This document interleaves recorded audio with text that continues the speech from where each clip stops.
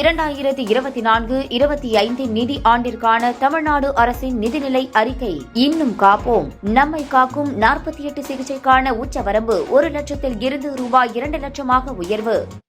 சென்னையில் 500 இடங்களில் இலவச வைஃபை வசதி வழங்கும் திட்டத்தை முதலமைச்சர் மு.க.ஸ்டாலின் தொடங்கி வைத்தார்.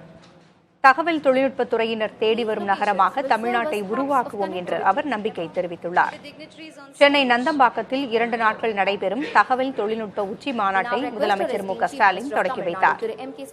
அனைத்து மாநகராட்சிகளிலும் 1000 இடங்களில் வைஃபை சேவை வழங்கப்படும் என அண்மையில் பட்ஜெட் கூட்டத்தொடரில் அறிவிக்கப்பட்ட நிலையில் முதற்கட்டமாக சென்னையில் 500 இடங்களில் வைஃபை வசதி வழங்கும் திட்டத்தை முதலமைச்சர் மு.க.ஸ்டாலின் தொடங்கி வைத்தார்.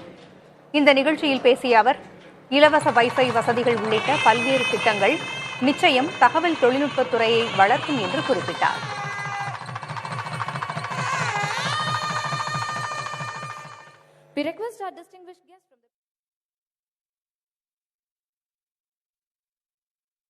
நான் அடிக்கடி சொல்வதுண்டு, எனக்கு 2 கனவுகள் இருக்கு.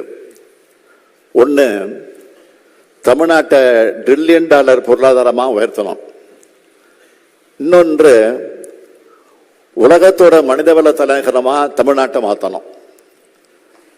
அதுக்காக முழு ஈடுபாட்டோட என்னை நானே அர்ப்பணிச்சுக்கிட்டு இருக்கேன்.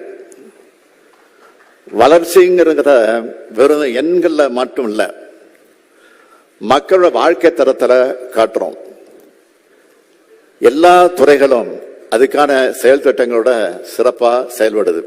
தமிழ்நாட்டின் உலகின் மனிதவள தலைநகரமா மாற்றுவோம்.